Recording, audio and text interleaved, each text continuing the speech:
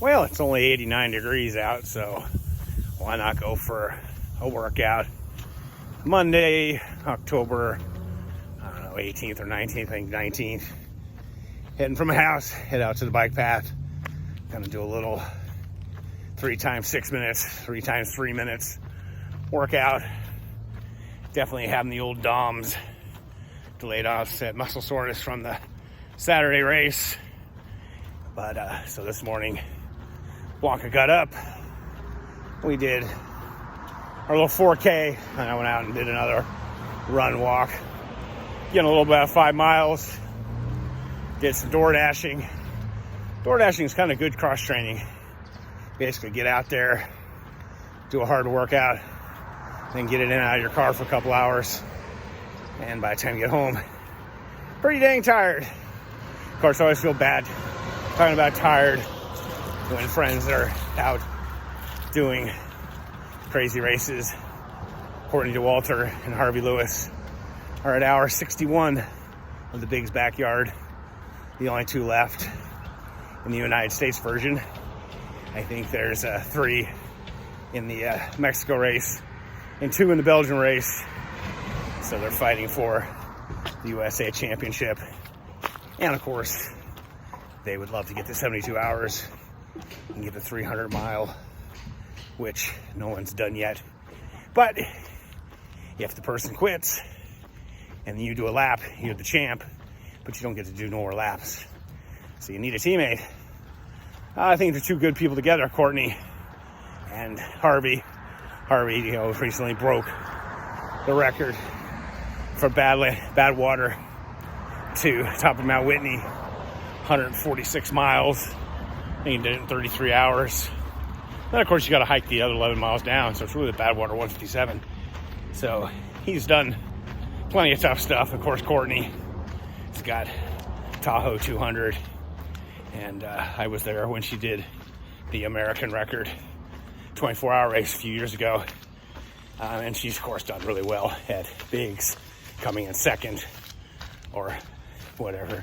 There's not really a second, there's only a first. So, hope they continue on. But things can change. Good thing is they're now on the nighttime loop, which is a road, for what I've been told. 13 hours on the road, 11 on the trail. Now the trail is pretty rough. So it'd be awesome to see if they get to 72. And it'd be nice if they win. The rest of the American team is gone. Sorry there. Dang it. Carrying this stupid can. Trying to get a little hydration before I do this workout. Yeah, I know. Drinking Diet Pepsi. I used to drink Diet Dr. Pepper, but Dr. Pepper here in California, can't find it. They messed up the production during COVID, I guess. It's been pretty difficult to find. Kind of crazy. You can actually run out of it. But Dr. Pepper, walking through my alley, and I walk through several times a day usually. It's Elm Street. Look both ways before you cross the street. And yeah, I've done, I don't know, half a dozen 6-day races. Only 2 good ones where I've gone 3:22 and 3:15. So I've gone, like they're trying to get to 300 miles. I've gone to 300 miles, of course, in 6 days. But I was pretty much out there walking and stuff for 20 plus hours a day. So I'm not getting a lot of sleep. Of course, they're not getting any more than 10 minutes of sleep at a time. But I remember when she did Moab, she supposedly took a 1-minute nap. But definitely rough going. And so I think I'll go now, finish up this workout, and hopefully I can move a little faster than I did this morning. Well, that wasn't fast, but then the idea was just get the legs moving, 3 times 6 minutes, 3 times 3 minutes, and I was doing sort of a little jog there, walking by my favorite apartments, and that lady's out there smoking. Man, she smokes a lot. Today, I only saw 2 motorbikes and 1 dune buggy, go-kart, I don't know what it is. They love riding on this Kern River Parkway. It's not for vehicles, so always entertaining. Today I forgot I was going to talk about, I watched this, I'm on YouTube. Subscribe to my channel. I'm never going to get to 1,000. I'm at 82, I think. But I've been watching more and more. Even paid for the premium. So interesting. I like watching movies on mountain climbing and things like that. Even though you'll never see me climbing any mountains. I mean, I'll hike things, but I don't climb. And I don't want to sit in a tent and melt snow. But anyways, this was called the Porter. I wasn't really sure. I thought maybe it was just going to be about the porters. It turned out it was this young 24-year-old American who decided to sign up to be a porter. And it was pretty interesting. He learned Nepalese, and he basically found a company that would hire him to do one of these base camp treks. And he lived amongst people, spoke Nepalese, and did an 11-day hike. I think 7 or 8 days to base camp, carrying the normal load, sleeping on the floors, eating the food, and hanging out with the other porters. Pretty cool, fascinating way to look at things. And then on the final day, he did, I guess legally, they're only supposed to carry like 25 kilos. I think he was carrying 45 kilos most of the time. But they used to sometimes carry up to 100 kilos, which is 220 pounds. And he actually carried that on the last day. Pretty impressive. And a pretty good movie. So watch that, and then I'm in the middle watching Rickey Gates documentary on Transamerica. After Trump won, he ran from South Carolina to San Francisco solo. Well, not solo, he had people join him, but just with a backpack. And so far, that's been a pretty good video. And it's something I've always wanted to do someday, but as everybody knows me, I'm just not into camping. I'm into hiking, just not the camping part. But I'm getting better at sleeping. One of the things with congestive heart failure is I'm on blood pressure medicine now, and it seems to be helping. I sleep a lot better, probably because my blood pressure is not so high. And problem is, ever since my congestive heart failure late April, I've lost my top end. Sure, I had 6 weeks from my fall of detraining, but I still can't get my heart rate over about 140, which it was pegged at yesterday. But then again, as you get older, they say 220 minus your age. Make it easy, say I'm 60. I'm only supposed to get my heart rate up to 160 anyways. And when I had my first test of stress my heart, whatever they did, they said it was only working like at 15%. Then a month later it was at 30%. So who knows if it's full function. I guess normal is only 50 or 60%. So who knows what I did. But then again, I don't think during the test, I'm not really stressed in the doctor's office too much. Not like I was stressed chasing my buddy Liz to the finish line yesterday. So who knows what's going on there. All in all, good day. Got a race, 12-hour race on November 7th in a couple weeks. Not 100% sure whether I want to do it or not. But then I see Courtney and Harvey hour after hour, and I think, oh, come on, you can man up and do a 12-hour race. In fact, it's kind of interesting. I forgot. I've kind of done my own backyard. My 4th year across the years, I needed 312 to get my 1,000-mile jacket. I did 2 6-day races, 148. And I knew I was going to make it, but I just couldn't handle being out there for too many laps. So I was basically doing 2 laps, which is a mile lap, every hour. And then I was giving myself like 15 minutes to do 2 laps. So I do 2 laps and then go back out, do 2 laps. So the faster I did them, the more rest I got. And I did that for like the last couple days of the race. Interestingly, I was hanging out with Kelly Agnew's wife on the final day because he was out there hanging out in the porta potty. And so interesting. It's hard to do, but like I said, I've gone over 200 miles half a dozen times and 300 miles twice. So I know the territory they are, and it does, sleep deprivation definitely gets to you. And of course, the problem with these backyards is just one bad lap and you're done. They can't take a break. So hope they're doing well.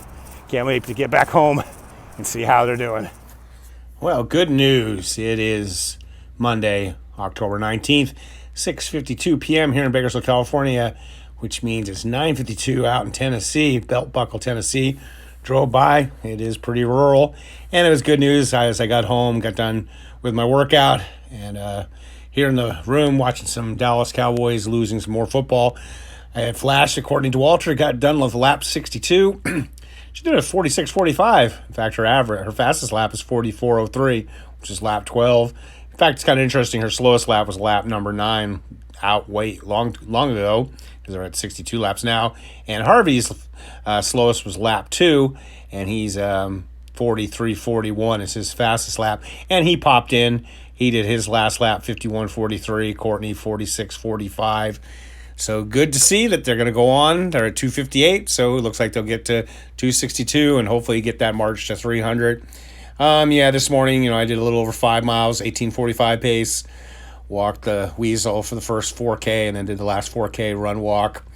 Nothing too spectacular there, but just getting it done. And then this afternoon, it was slow. I don't know. I could really feel the race, Saturday's race. You get that delayed onset soreness. This afternoon, it felt like somebody hit me with a truck. And 19:08, but I was walking, and then I was just doing some like 3 times 6 minutes and then 3 times 3 minutes. Beautiful sunset, as you can see in the picture there. I got a picture of it. And so that's my Strava. And then, of course, on my training peaks. Form is 9, fitness 114, 102 fatigue. So not too bad. Really like seeing that. Then, of course, my Fitbit data. Got my 20,000 steps in, so I got another day going on there. My resting heart rate was pretty good, 54. It's always like the lowest it's been lately is 53. I mean, at night it'll get down to 42, 42, 44. So that's good. So I recovered pretty good from the race in terms of that. Great sleep. In fact, today was an 86, but when I woke up at 3, it was actually a 92, but then I rolled back over and fell asleep. So I ruined getting that 92. I've never had a score in the 90s. Highly recommend these Fitbits. They're pretty awesome. And then, of course, it shows the old exercise. You can see I was kind of tired this morning. Got into the red zone until this afternoon. 100% fat burn. Just out there getting in the miles. But you know what? It's just about the workout, getting the, not sitting at home. And I always tell people, too, work on your form. Don't do stuff sloppy. So even though I was running slow, I was trying to work on my form, make sure I was running properly. And then the good thing was, after the race, I did drop a little weight. I was winning the race 120 kilos, way too high. It's actually one of my first races I've done at 120 kilos since back probably 10 years ago. But now I'm going down below. Hopefully that will be a trend that continues. So not much else going on today. There's the old Garmin. Like the Garmin, it has this training status, VO2 max. I was watching some Joe Rogan clip. It was interesting. They were talking about how, whatever about the drugs, but that how Lance Armstrong could just handle lactate so much better than other people. And they're talking about that, and they said one of the things is like you either can handle a lot of lactate or you don't build lactate. I guess they're saying, like at 16, 18, the lactate, you're on the ground crying, most humans, but some guys can, compete at that level. And then they also said that like they checked out Michael Phelps, and he cleared lactate so good that his never was more than 8 or 10 after getting out, like doing the 400-meter individual melody. So it's interesting when they're talking about how the difference between humans.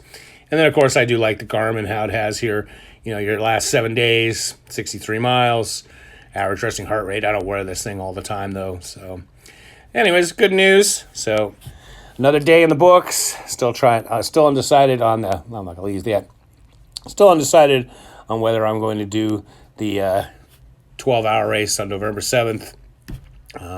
But definitely got inspired by watching that video, and I'll put a show in the show notes, the Porter, and then the Rickey Gates. And, of course, who can't be inspired? I'm definitely inspired by Courtney Dauwalter and Harvey and their quest to win this thing. And, in fact, I was looking at the standings, and Belgium is at 537 yards. United States is at 496. It appears that Belgium doesn't have any more people going, so they got to catch up to them. So the Americans got second. Mexico's still going, but they're back at 427 in the yards, so it should be interesting. There's just only a few athletes still competing, from what I can tell. So should be good. We'll definitely get back to talking about that. Hopefully when I wake up in the morning, they'll have gotten to 300 miles. So as always,